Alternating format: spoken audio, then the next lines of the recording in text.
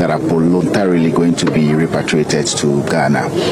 The Department of Home Affairs Border Management Authority have decided that they will come to the High Commission so that we bring those numbers in for them to be screened. I shall see waiting pay me today. So today I jammed this bandit for live stream. And I see multiple Nigerians, thousands of Nigerians when they watch that live stream, they just sit down, they enjoy the vibe. Bandit, they make mouth or say government know where they stay, but they don't feel find them, they don't feel contract them. This is the reason why I keep saying Ghanaians are just so blessed to have good leaders in their country. The Ghana ambassador to South Africa issued out a statement yesterday. He was interviewed by Newsroom Africa, and according to the Ghana ambassador to South Africa, he said Ghanaians are coming back home because the country is already fixed, that they already made plans for them. Meanwhile, in my country, Nigeria, Nigerians are busy engaging on a live section on TikTok with bandits, with kidnappers. They were watching the bandits engaging on a live section with them, and the government cannot do anything about it. Even the Nigerians in South Africa, the government has not even gone there to rescue them. Oh, Jesus. Let's take a look at this video. Be right back. That are voluntarily going to be repatriated to Ghana. The Department of Home Affairs Border Management Authority have decided that they will come to the High Commission so that we bring those numbers in for them to be screened. I believe that this is a very important stage, and this is a very important part of the process where our host authorities with the South African authorities are able to determine whether we have any people who have gone against the law and then they are leaving the country. Once we are done with the screening processes, which is what they are here to do, we are ready to leave on Wednesday. I know that you might have heard some of the demonstrations. Your president, your top government official, your police commissioner have condemned these acts. These are acts that keeps our people intimidated. It makes our people not to be able to go to work, not to be able to take their kids to school. I'm not saying that we are, pushing aside the whole issue of illegal immigration, but I believe that there's a way that we could handle this without what is going on, without people taking the laws into their own hands. So Ghanaian safety is the paramount concern of the president and of the finance minister in Ghana. This is why we are here. We want them to go home because, like you said, we should all fix our economy. So I believe that we are all fixing the economies that we have, but let's do it in a more civil and decorous manner. Well, if you have a mayor in Escort deciding that you should leave the country, he gives you a 30 days ultimatum, takes the keys to your offices, it tells you that he has taken it from you, he's given it to the locals, then you should understand that we're not saving this country. Then you should understand that an individual cannot just take such a unilateral decision that borders on the welfare of another country's citizens who are in this country. Most of them are very legal in the country, but he has decided to take the law into his own hands. So I think that these are some of the acts that makes us feel that our people are not safe. The flight that we are talking about is a flight that takes 300 passengers, including cabin crew and the pilots. So we are very certain that the first group of 300 people are ready to leave on Wednesday early in the morning. So that aspect we've taken care of. When we say illegal, what do you mean? It's a term that we need to discuss and define, because you have people from Ghana who have been in this country with work permits 4 years, 5 years down the line. They go renew it with Home Affairs. I know a lot of them. Out of the list, we have about 30, 40 of them who we have found that they genuinely submitted their documentations for renewal, but the Department of Home Affairs is still working on the process. And when we ask, they tell us that it's a cumbersome process which we have to agree on. These are people that have small businesses, the salon business, the mechanic businesses and others. So it's a close mix of people who are here genuinely trying to make ends meet. And for your information, these are people who also work with South Africans. So we see that there should be a balance when it comes to these things. So are you going to the Africa Day celebrations in the Northeast tomorrow? Also, just can you give us a ballpark figure of how many Ghanaians are actually in South Africa, whether legal or illegal? Right. We have close to about 16,000 Ghanaians in this country.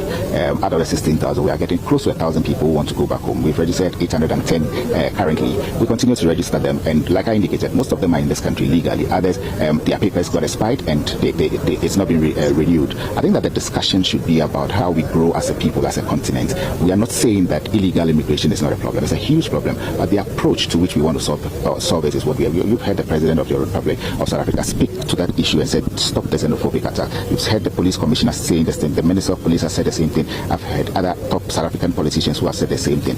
Let's get to how we'll solve this problem, but let's not take the laws into our own hands. Are you going to Africa Day celebrations tomorrow in the Northwest? Because of this exercise that we have, I'm sure that it might take a bit of time for us to resolve this matter. But indeed, if I'm not going, I'll delegate somebody from the mission to it. Right. And then the Ghana foreign minister was here earlier this week. Is he still in the country? And did he meet with the South African counterparts? He came on a very private visit. He didn't come to meet any South African actor. He came to meet us so that we could map up what we have to do. That should show you that he's a concerned person. He wants to see whether the Ghanaian people are in good health, the Ghanaian people economically we we've been able to take care of them. He came to give directives as to how he wants us to operate and how he wants us to carry out this evacuation. And I think that it's a plus for us to know that we have a foreign minister who the president had asked to come here specifically just to come and help in this repatriation process. You've specified. Oh, sorry, am I jumping someone? Yeah. No, you can go, guys, because I've been asking. We just want to find out, Commissioner, you've spoken about the statements that have been made by various ministers or in the presidency, but we'd like to find out from you, dialogue does take time. What are the tangibles that you'd like to see right now? As in, what would you like to see happening to the likes of Jacinta Nizwe and those who are leading these protests and also assaulting foreigners in the street? What immediate tangible would you like to see on your behalf of the Ghanaian? I think the vitriolics have become one too many. I think you've heard people use very unprintable words. The March for March group, the Dula group, calling other leaders, for example, they call our president not to be a serious person. This kind of vitriolics is what we are trying to avoid. We're trying to say that, look, the tangibles, we are not asking for much. We are saying that let's treat each other well. If there's a Ghanaian in this country illegally, there are mechanisms that we use to get those people out. You don't get people walk on the street, people who have no knowledge about immigration activities, going to people's shops, asking them to close down their shops and all that. The tangibles are that we've seen government with the statement that they've issued, but they need to crack the whip. That is the only way that we believe that this matter is being solved. I am not giving timelines because I don't know how your government wants to deal with it. But the timelines I can give is that my government back in Ghana believes that let the people that feel vulnerable, that feel dejected, that feel that economically they have gone down, come back home. And that is exactly what we're doing. You're very concerned with the AU with regards to this matter, but are there any conversations that you're having with the South African government with regards to dealing with this issue? I think we've had very fruitful meetings with the South African authorities, and let me admit that the South African authorities have been so welcoming, they've been so forthright with us. In fact, this screening that is happening, without them, we wouldn't have gotten it done. So for them, they say that, look, let's solve this immigration problem together. How do we do it? If we are taking close to about 1,000 people out of this country, economically, you're giving another 1,000 breathing space to governments to be able to take care of the South African people. I think if we had these discussions this way, we wouldn't be getting here where people want to take the laws into their own hands.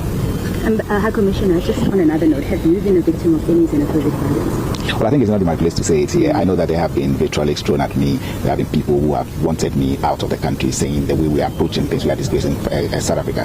When our minister went to the AU with asking them to table this whole issue about xenophobic attacks, I saw the vitriolics on the system. Everybody was calling us name. But I think that in running away from the problem, that is why we want to go after people and accuse them of things that they are not doing. I am here, I am focused. I believe that we can resolve this matter diplomatically. I believe that realistically we've started the process of resolving these issues. I can tell you that 90% of the Ghanaian people feel unsafe, and that is why we are taking this process. They feel unsafe, 90%? Yes, they do feel unsafe. 16,000? Yes, they don't feel welcome. Is the 16,000 a correct number? It's a correct number. The last time we did, that was last month, we did a database collection of all Ghanaians in this country, and we had a 16,000. The South African government and South Africans are saying this is basically anti-migration protest. They're not labeling it as xenophobia. Are you saying these are xenophobic attacks? Well, if you look at the statement President Cyril Ramaphosa released, if you look at the statement that the Minister of Police released, go read the statement. It talks about xenophobic attacks. Let's not try to look for friendly words to use. These are xenophobic attacks. These are attacks by people who are not law enforcement on other legitimate foreigners who are in their country. It is xenophobic because they are doing it because they are other black. Have you heard anybody chasing British officials in this country who are illegal? No, they don't do it to any other person. They do it to their own black African brothers and sisters. So this is what we all need to condemn. And how are people feeling at home? I mean, citizens feeling at home, Ghanaians feeling at home with regards to what's happening here? Everybody has got how they want to take issues. The Ghanaian government keeps on telling them that we don't want retaliatory measures. We don't want anybody taking their own hands in Ghana, doing ABCD just like it's been done in South Africa. Why are we doing this? South Africa has got business interest in Ghana. Ghana has got business interest in South Africa. If we want to allow our people to go through this retaliatory processes, trust me, we'll never be able to resolve this matter. Government keeps on speaking to the Ghanaian people back home that take your time, we are resolving the matter. But the people in Ghana are equally not happy about how South African protesters have been able to handle this matter. Roger, you've alluded to having some of the people that are going to be leaving illegally in the country. You said illegal immigrants. Can you tell us how many of the people that are leaving did not have the right documentation? I think with the first 300 that we have, with almost half of that number of people who don't have documents. When I say don't have documents, we have categorized it to mean that even if you've submitted your document to Home Affairs and you've not received it, it means that you are still not in the South African system as being legal. We don't blame it on the Ghanaian people. You blame it on Home Affairs. You ask them, well, how long will it take to make a decision? I can give you 10 documents of Ghanaians who had 4 years visas, permits to work here. After it expired, they went to Home Affairs, gave it to Home Affairs. Still today, 3 years down the line, Home Affairs still says that they are adjudicating the matter. That is where the problem is. That is what we have to do. Institutional deficiencies is what we have to solve. And I'm sure that if we solve these problems, we'll move away from attacking each other on the streets. And And lastly, how much does Ghana invest in South Africa? Please just look at it. If you ask me, in February just this year, Ghana paid close to 627 million South African rands for foreign direct investment. When you look at South African businesses in Ghana, they sent close to 628 million just in the month of February. Ask yourself, how much did Ghana get out of South Africa? We got 2.9 million. So the trade deficit between Ghana and South Africa is close to 625 million rands per month. Look at how much they make in a year. So if you say that, let's go and fix our economy. So if we decide to take over those businesses as Ghanaians, South Africa loses 626 million rands in a month. Is that what we want? Is that a trade that we want among ourselves? But Ghanaians can only take it to a certain level. And I also want to reiterate on this media that the vitriolics, the insults on leaders. Well, in Ghana, we are brought up to respect the elderly, to respect authority. That is why you don't see us engaging ourselves in name calling and shaming and all of that. We are ensuring that we follow principles, we follow due processes. And I think that it is something that South Africans should also take seriously. Their civic education, it's so important so that we'll be able to move away from these behaviors.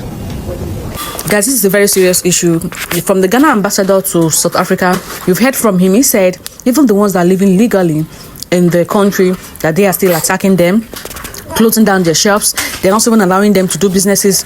I don't know. You see this issue? But when you meet the march protesters, they will tell you that they are only marching, that they are not closing down shops of people.